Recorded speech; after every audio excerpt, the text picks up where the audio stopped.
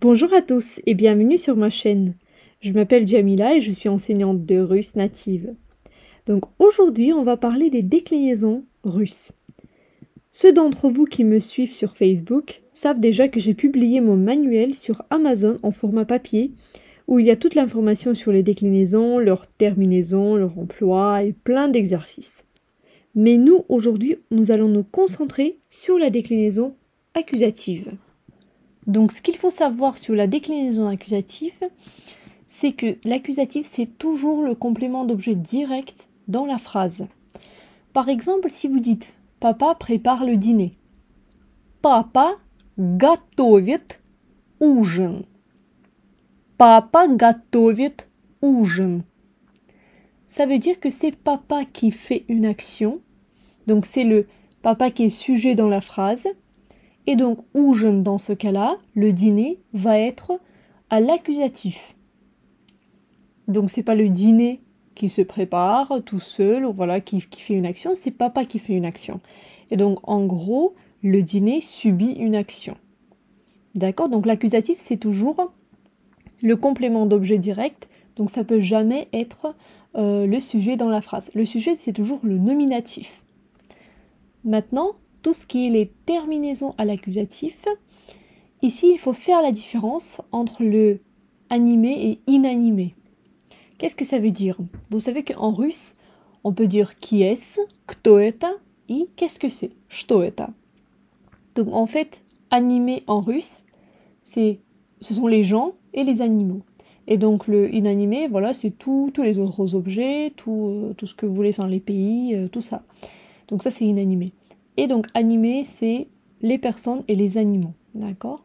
Donc par exemple, le masculin inanimé, disons une table, un mot au neutre, par exemple окно, une fenêtre, ou bien le pluriel inanimé, garde sa forme comme au nominatif. Donc on va voir ça tout de suite, juste pour dire aussi que masculin animé ou le pluriel animé féminin ou masculin, peu importe, vont avoir les terminaisons de génitif.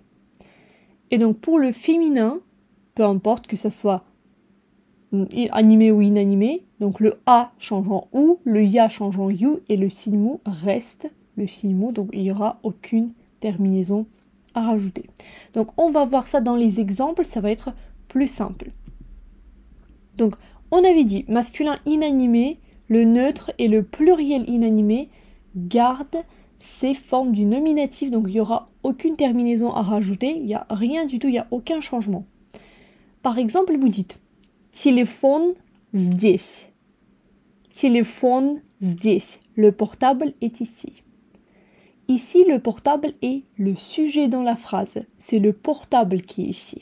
D'accord? C'est celui qui fait une action. Donc, le portable, téléphone, il est au nominatif dans cette phrase.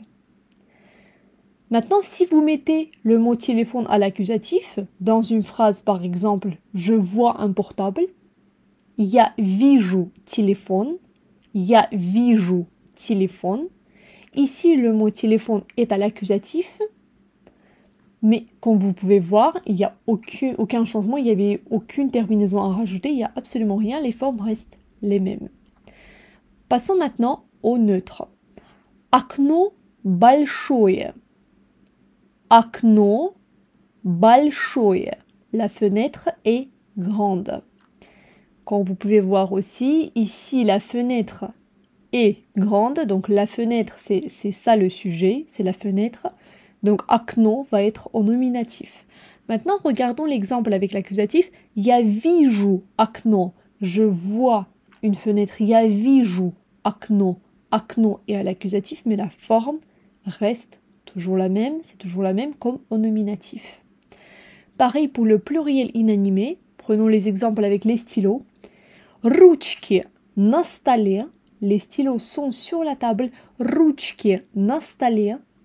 C'est le nominatif parce que ce sont les stylos qui sont sur la table. Et я вижу ручки. Je vois des stylos. Я вижу ручки. Ici, le mot ручки est à l'accusatif, mais il n'y avait aucun changement. Donc, on a gardé la forme du nominatif. Maintenant, regardons ce qui se passe avec le masculin animé et pluriel animé. Donc si vous dites par exemple, prenons le мальчик au singulier. Мальчик, vous direz я вижу мальчика. Donc le A, la terminaison du génitif. Pareil si vous prenez par exemple мальчики au pluriel. Comme ici je vous ai mis un exemple.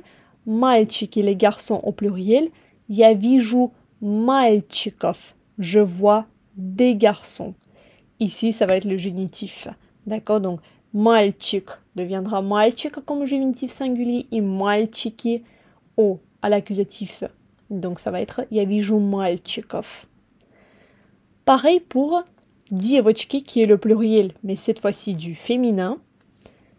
Девочки, donc les filles. Я вижу девочек. Je vois des filles. Я вижу девочек.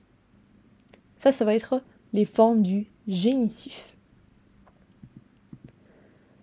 Et maintenant, il nous reste que le féminin. Donc, on avait dit le A changeant OU, le YA changeant YOU et le signe MOU reste. Voilà, il y aura aucune terminaison à rajouter. Si vous dites le mot muzika en nominatif, vous avez le A à la fin, muzika, la musique. Pour vous dire j'écoute la musique, vous direz я слушаю музыку. Le A, la terminaison A passe en OU. Моя семья, ma famille.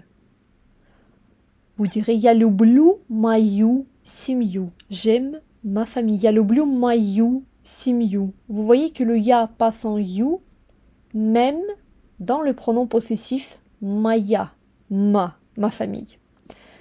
Donc, et l'exemple suivant, c'est avec le mot соль. Дай мне соль, пожалуйста. Donne-moi du sel, s'il te plaît. Дай мне соль, пожалуйста. Le mot соль, il n'y avait aucun changement. Donc, voilà pour les terminaisons. Vous avez vu les terminaisons, vous avez compris le premier contexte d'utilisation de l'accusatif. C'est son premier emploi, c'est on emploie l'accusatif en tant que COD dans la phrase. Donc si vous voulez apprendre d'autres choses sur les déclinaisons russes, donc je vous conseille vivement de passer par le lien en barre d'infos et vous pouvez consulter mon manuel sur Amazon. Si vous avez des questions, n'hésitez pas à me les poser en commentaire. Всем спасибо и всем пока-пока.